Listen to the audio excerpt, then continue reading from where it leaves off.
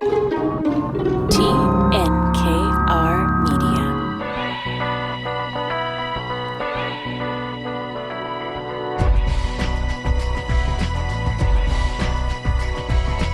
Welcome to Inspiring Entrepreneurs, our 15th season, showcasing stories from outstanding business people, presented by BDO Canada. My name is Dan Delmar, along with Mike Newton of BDO. Hello, Mike. Hey, Dan. How are you? Excellent. How are you? Very good, thank you. Today, really, it's a bit of a pet peeve for both of us. It's come up on the show many times over the years. That is packaging, the amount of packaging we use, how wasteful it is, how costly it is. Today, we have a solution. Yeah, it's actually quite interesting. It's going to take us to this whole new thought process. If you thought you were the last time you were going to have to carry something reusable back as like your grocery bag, this is where this direction is taking us in terms of your shipping items or bags, or and probably it's going to go beyond bags at some point. So. Yeah, so the company is called PicPack, and Camille Deslauriers was there from the very beginning. She's going to be representing the owner of PicPack on the show today, and so that is on the way. It's, you can reuse the PicPacks up to 50 times, basically with participating companies. If you go to checkout, if you're ordering something online, you pay the upcharge, and you get this environmentally friendly, reusable packaging. So definitely saving a lot of manufacturing there if these things are used 50 plus times each. So very interesting concept that is on the way. So we're talking a lot about supply chain and shipping, and on that theme, Uros Milekic, our specialist at BDO Canada, will talk about new ESG reporting requirements. A new Senate bill is very important for some companies to keep an eye on. They will have reporting requirements in the next few weeks. So that incredibly important segment, if you are doing international shipping, is coming up with Uros later in the program. But first, Mike, let's get to current affairs and this piece from Harvard Business Review, Leading People and How Great Leaders Balance Ambition with Humility. This is something that we have to keep talking about, I think.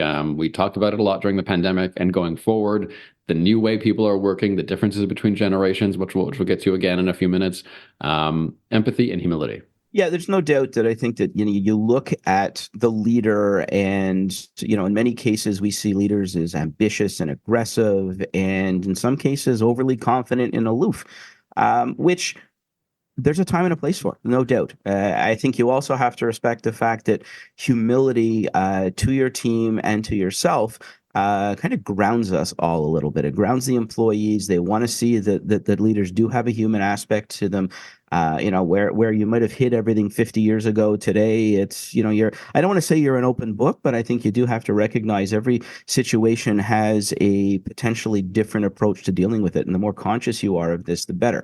And the other advantage to being humble is it really helps us keep an accurate assessment of our own abilities, our strengths and weaknesses. When you get into that aloofness and you get into this, I can do no wrong, you have a tendency of separating yourself from everybody else and not keeping yourself in that environment. So it includes EI, emotional intelligence. It includes this constant continuous learning, which, from my perspective is a must. I'm always reading something, whether it's online articles, whether it's books. To me, the day we stop learning should be the day that we're no longer here. Now, Mike, leaders have to sort of review their performance on a regular basis. So I love doing this in the media context. I very much preach media coaching sessions. But in general, leaders should keep a checklist of things they have to work on in terms of their general performance. How do leaders miscommunicate when tensions are high? Well, I think we're in that period right now, and there's no doubt that as we look at the economy, we look at the concerns, the mix between high interest rates, inflation. We're seeing job losses in a number of places. I think most environments within the corporate world at this point are certainly a little tenser than they have been in the past, and I think what some of the key exercises here really have to be. It goes back to the first thing we said. There's a little bit of humility here. There's a little bit of vulnerableness in all of this. And, as much as you want that stoic leader that is inspiring confidence, there's nothing wrong with talking about some of the things we didn't do right that we're learning from. So, don't just showcase only the successes. Move forward on, hey, we made this mistake. And to me, it's never about making a mistake. It's what you do with the mistake. So you want to say you did something wrong, say, here's how we corrected it. Here's the direction we've taken. Here's what we've learned from it. And I think that humbling experience is certainly appreciated by the younger generations in today. So some of the older generations will look at it as a weakness when you describe the things you've done wrong. But depending on your audience, it really has to be a focus here on what you've done wrong. We also have a tendency to skip the non-update update. You know what? We don't have anything good to say, so I'm not going to say anything, which in today's world basically is interpreted as you're hiding something. The worst is still going to come. What shoe's going to fall next? I can go on with a whole bunch of different sayings. So, don't hide behind the fact that nothing's going on. Get out there, even if you've got nothing to say. Just the fact that presence and you're willing to talk, your body language will say things are okay, and that in and of itself is huge. When things are, when everything's tough, we have a tendency of saying, oh, but in a year from now or 2 years from now, things are going to be fine. The reality is people want to hear that, this is what we're doing today. They want to get, unfortunately, in the workforce we're in today, if you rely on them being here in a year or 2 years, you can't always count on that. They want to know what's happening today. That's the world that we're in. And again, I don't hide, the hard decisions and the emotions. Humility and human aspect go a really long way. So on the positive end, how to engage employees, not just sort of put out fires and improve your own performance, but how to take it to the next level. Engagement versus motivation. This also from HBR. The differences between the two. So I could go on for this one for about half an hour. This is a little bit of a pet peeve of mine, because we have a tendency to interchange engagement and motivation, and assuming that you're going to get the same result. We also have a tendency in surveys to get a really high engagement score and assume that everything is good.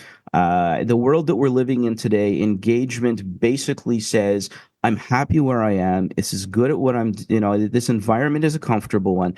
Doesn't mean I'm going to do more. Doesn't mean I'm going to work harder.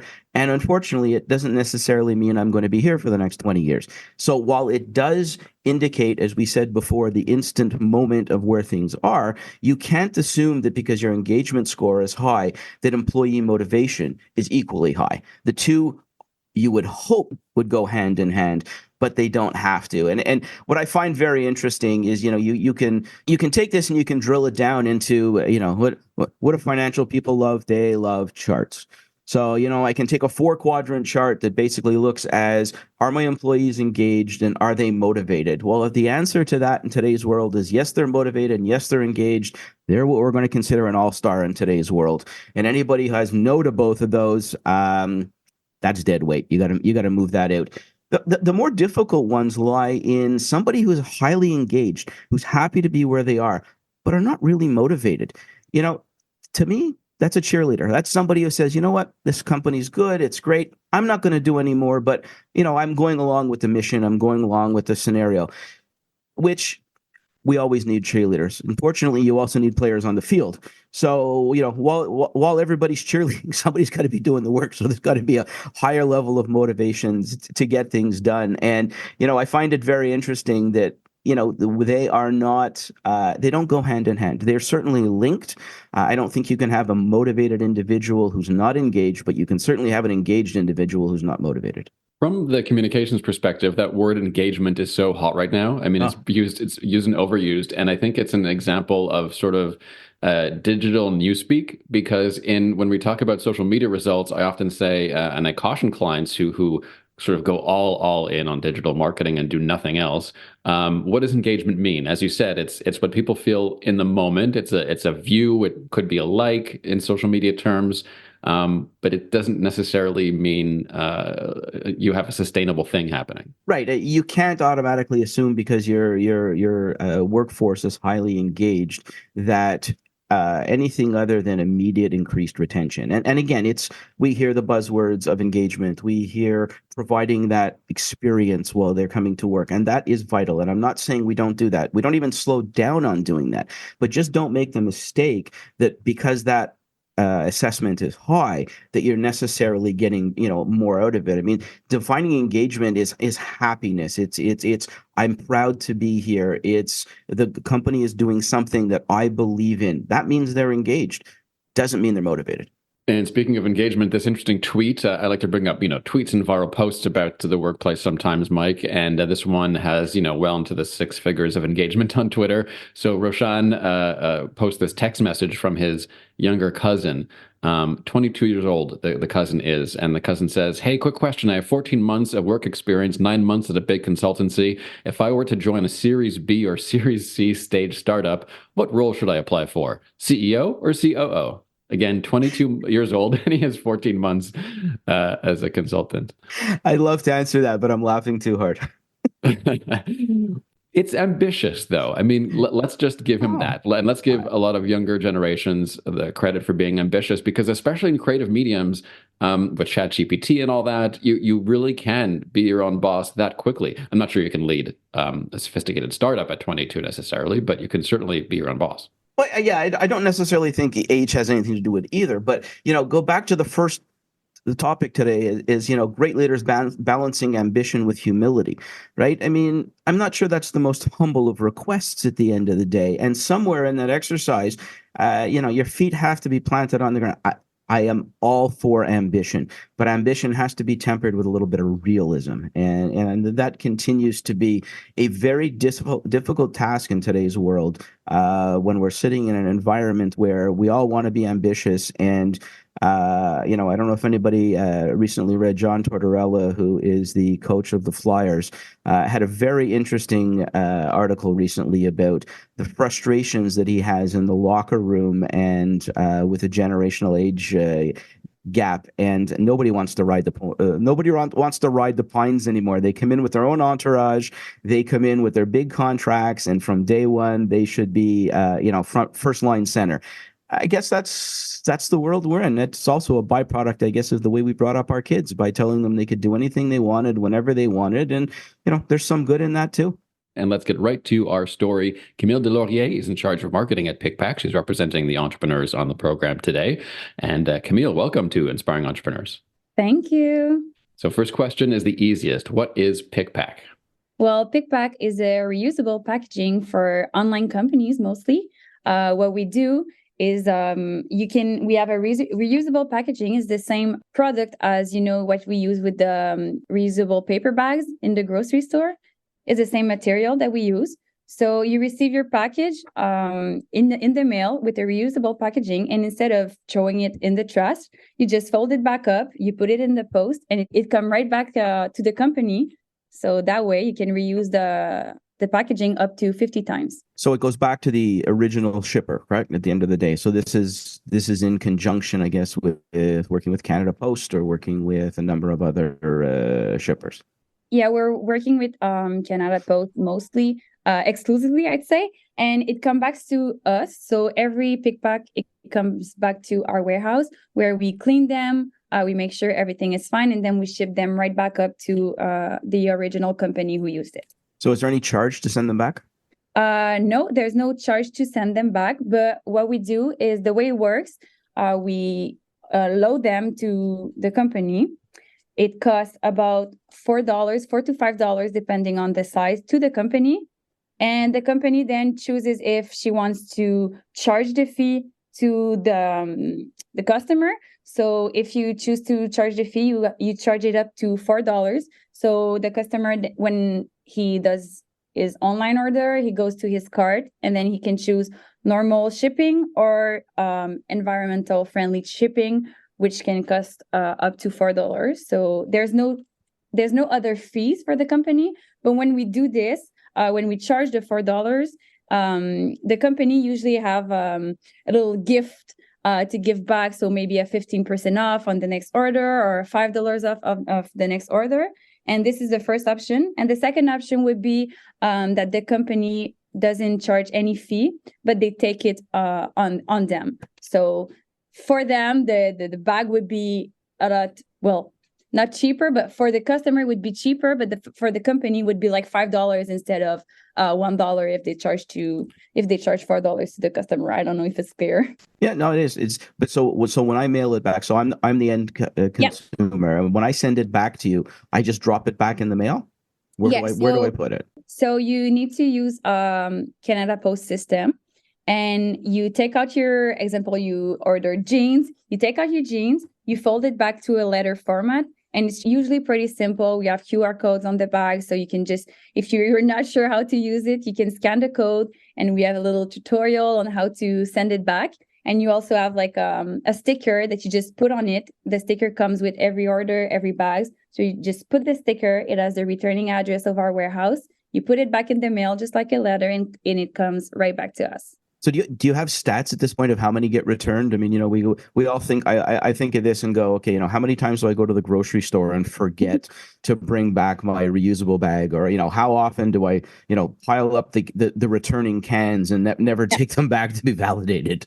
Yeah, we have a pretty good return for the moment. We've been trying the system for about a year and a half, and we have 75% of return.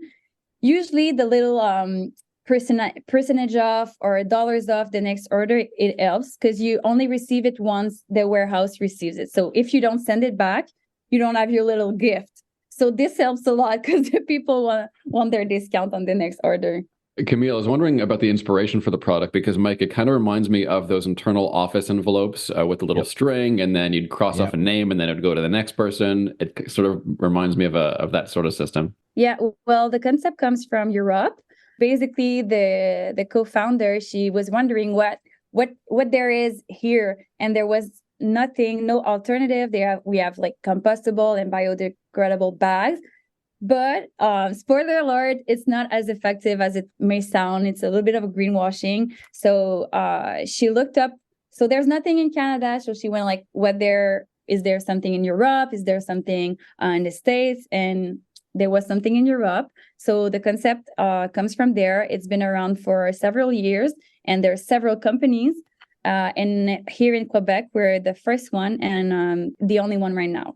Because I think one real interesting point on this in this environment is, yes, biodegradable packaging is great, but reusable packaging is even better because you don't have to manufacture that same package 25, 50 times. Exactly. And what we do is once the bag is used for 50 times, or if it comes and it's broken and we cannot use it up to 50 times, we take it and we send it to a company where we work with, and they take care of the end of life. So what they do is they melt the material, and it's up to another life and another 50 lives. So it's not thrown in the trash once it's used 50 times. That's great. That's great to hear. I mean, so I'm assuming you have multiple sizes here. I mean, yeah. I mean, let's be honest. I'm sure the package sending your jeans is a lot smaller than the package sending my jeans.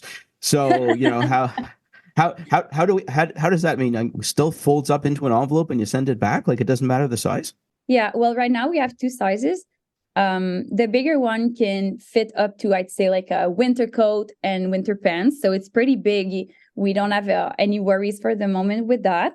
And there's a smaller size if you just order like a pair of shoes or just a simple tee. And with Canada Post, it needs to fold up to a letter. So it was a bit hard to know like up to what size we can go. So right now our biggest size is the biggest we could go, but it's pretty big. It fits a lot. So at this point, I guess predominantly it's B2C, right? It's business to consumer at the end as the end user. Are you doing this for larger quantities to go B2B? Yeah, well, right now we're mostly B2B, I'd say. We have something to do with the customers because we have to, the customers, they need to know what we do in order to check the pick pack option at the end of the day. But we mostly work with businesses right now because we sell mostly to businesses. We don't sell to customers because it's the business that needs to have it firsthand. So right now we work with about 50 small businesses, and we're talking with larger companies that want customized bags because right now the bags are pick pack branded. But there are larger companies that want like multiple of them, and they say, oh, let's say I order 10,000, could you do them customized? So we're definitely working with bigger companies that we cannot say for the moment. Thanks for spoiling my next question, is whether you could personalize them. But I can see this as being a great opportunity to do a little branding, and as well as show this, get the resonance within the community on a business side. Are you right now? You say you have two sides. Are you looking at different sizes going forward? Are you looking at different products, or right now you're sticking to the staple two? Well, for the basic sizes in the basic bag, we're staying with the two sizes right now, but we're working with a fragile packaging, I'd say, because right now it's just the polypropylene, we call it, the material. But right now we're working with an option that has more cushion on it. It's kind of difficult because we have to find the right product to put in it, because styrofoam usually isn't very environmental friendly. So we're working with a lot of people to find a way to make it good for the planet. So yeah, we're working on I'd say fragile packaging where we could put jewelry, makeup, or even stuff from, I don't know, let's say you want to send food or stuff like that. Anything that would be more fragile, we will use this packaging, but we don't have it yet. So I guess part of the challenge there is, how do you return it, right? I mean, the more insular, the more protective, the bulkier, I guess, it's going to end up being, unless it's an inflatable packaging or something of those sorts. Well, we have to work with Post Canada.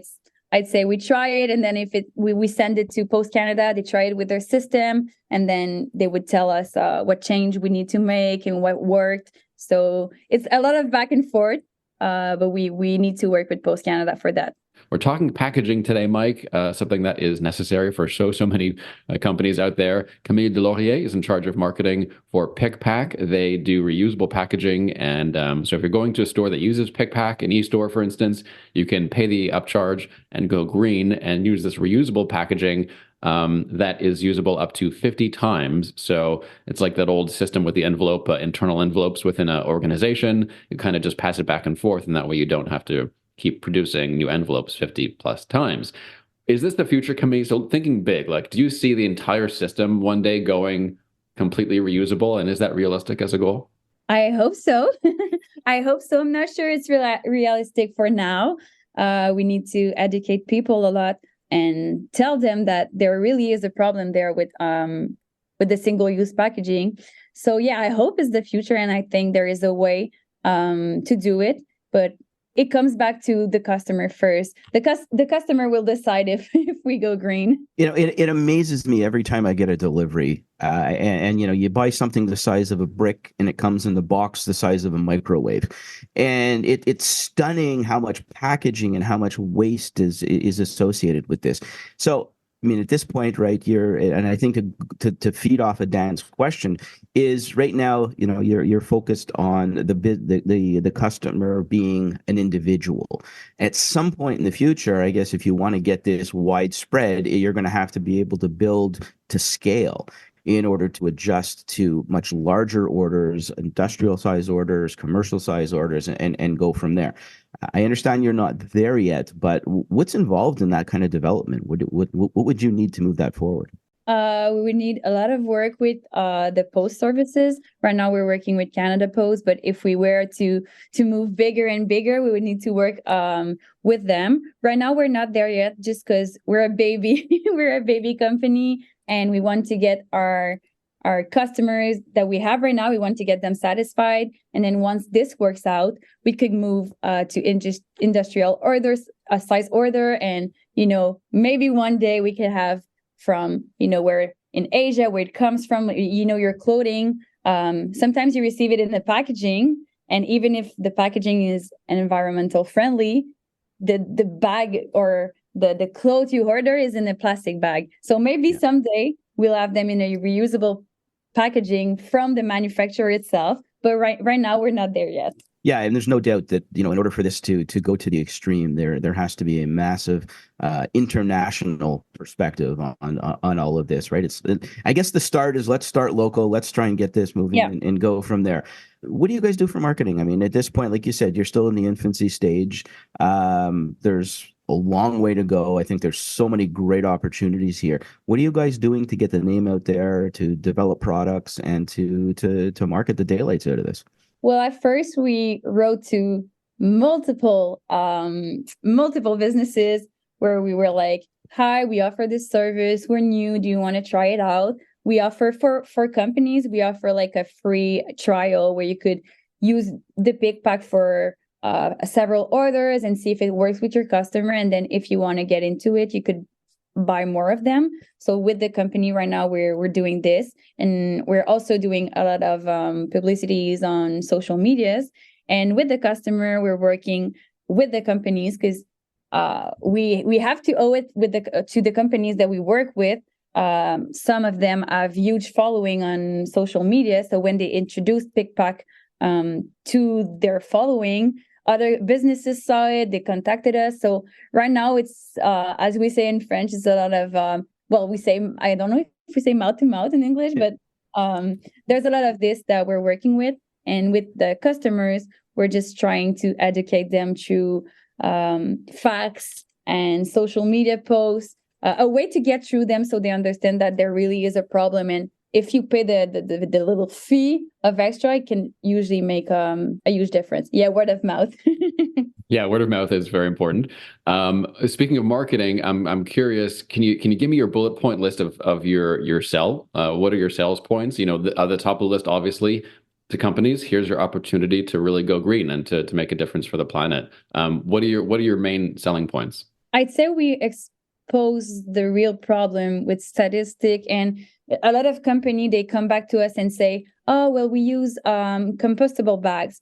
But here, I don't know if you're familiar with the compost system or the sorting center, what they do, but they usually don't accept these kind of bags. So they're still manufactured in, let's say, Asia, and then they come back here. And at the end of the day, it's not even, it's a lot of greenwashing, I say. So we have to sensibilize the companies to tell them, look, I know you think that you can put it in the compost, but it doesn't work like this here. So I'd say it's our main point.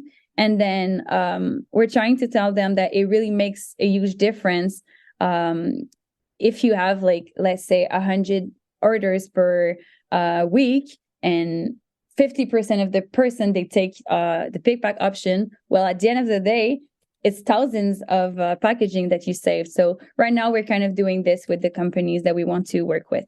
But I guess at some point, to get into the UPSs and the Purolators, you're going to have some kind of arrangement, because obviously they're using their own packaging as it stands now.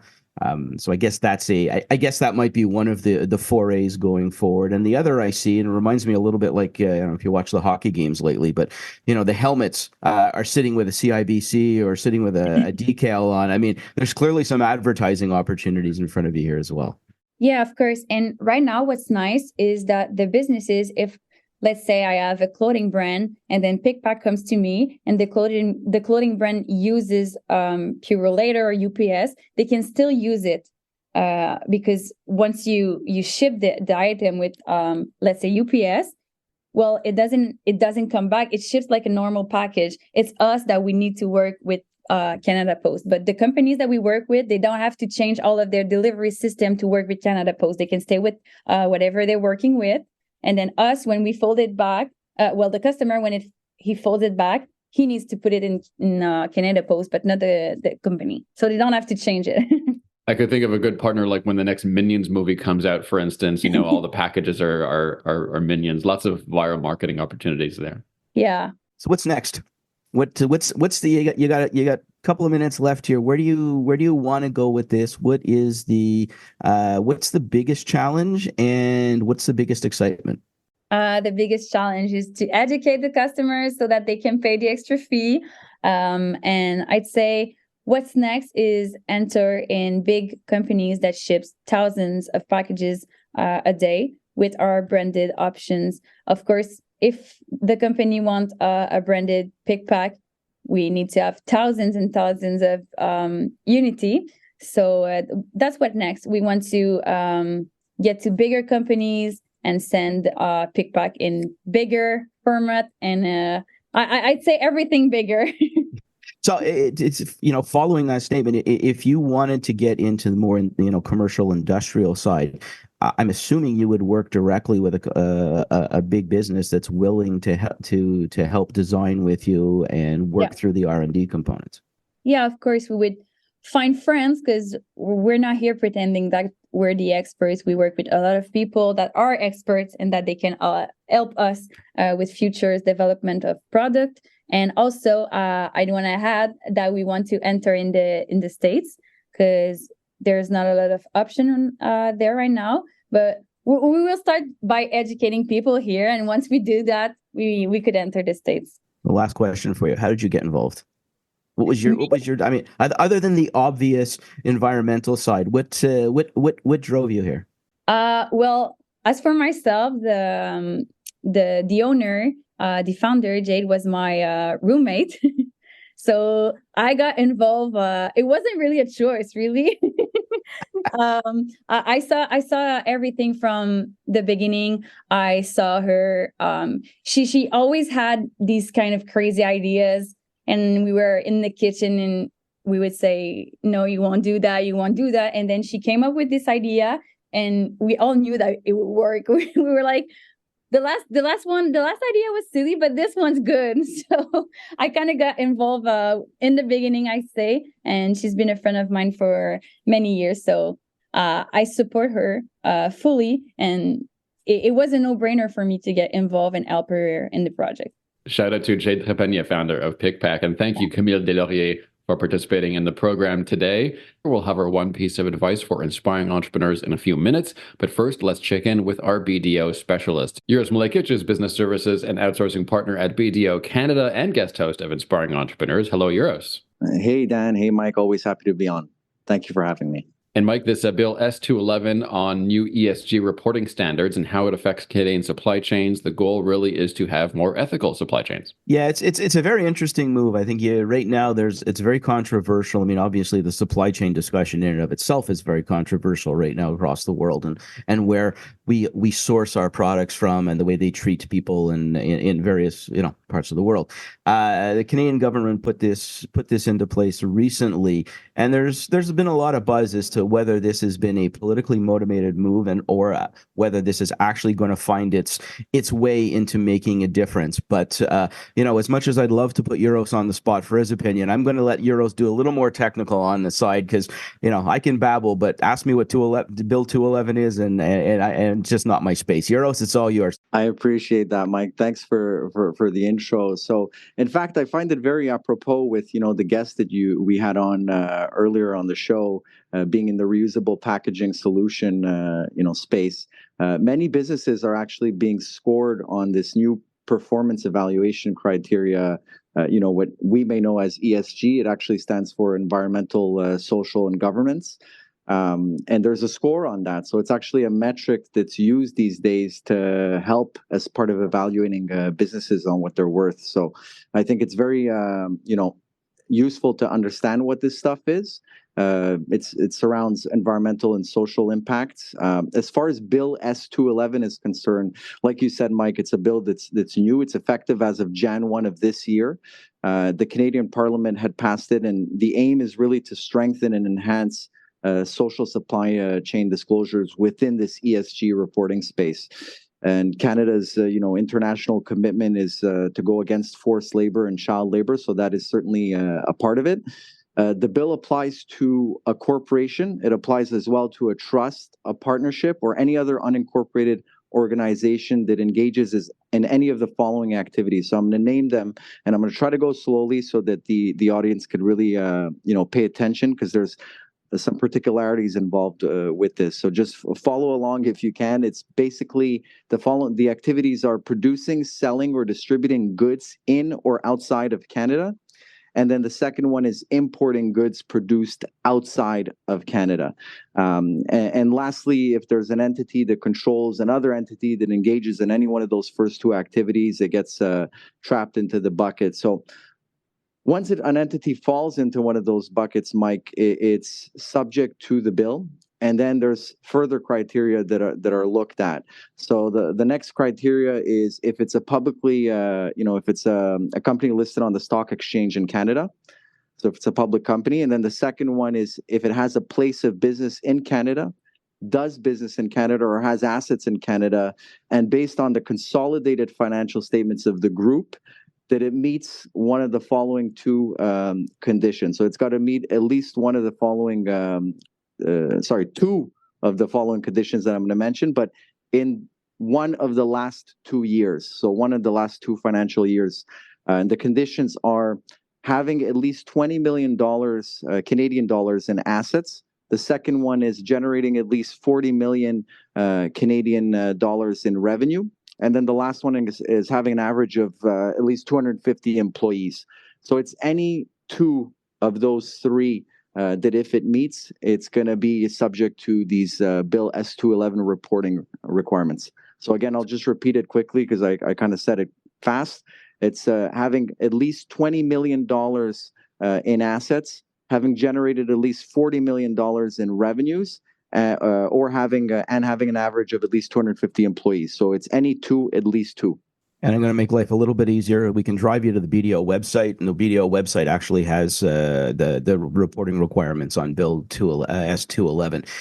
Look, I get it. I understand. It's large enough at this point, so it's not capturing everybody. But this is another piece of information in a world where we're feeling like we're overwhelmed with reporting requirements. So a lot of people are going to look at this and they're going to say, you know what, great, one more reporting requirement. What's in it for me, and what's this going to cost me? So what's the risk of not filing here? What's if I don't do it and I decide, you know what, one more piece that I'm not going to do, is there a risk that I'm going to get in trouble? It's a great question. So there's a few risks. One of them being reputational damage. Another one being being disqualified from supply chains, which could be crippling for a business. And then the third one, which is, it really stands out, is being subject to fines of up to $250,000. So they're quite hefty in terms of penalties. So I do urge any business owner, that feels that they may fall into one of these buckets that I mentioned earlier. And like you said, if you go to the BDO Canada website, we certainly have it there in the insights. If they have to report annually, to speak to their professional advisors and assess if anything needs to be done. Like you said, Mike, our team, here at BDO Canada has extensive experience in ESG reporting, and we're ready to help support our local businesses as they navigate through this compliance landscape, as you put it. In terms of what the reporting requirements are, there's something due May 31st, 2024. So it's pretty imminent in terms of deadline. And essentially, you need to submit on an annual basis a supply chain risk report, which is to be published with the federal government on or before May 31st of each year. So the first one is May 31st, 2024. And the report basically needs to detail the steps your business has taken during its previous financial year to prevent and reduce the risk of forced labor or child labor in the supply chain. I'm going to have to make a comment. I listened to the 3 risks associated with this for individuals, and the first one was reputational damage. I got to think any business who is consciously using forced labor and child labor is probably not overly concerned about reputational management. So hopefully you can trap them under the other 2 conditions.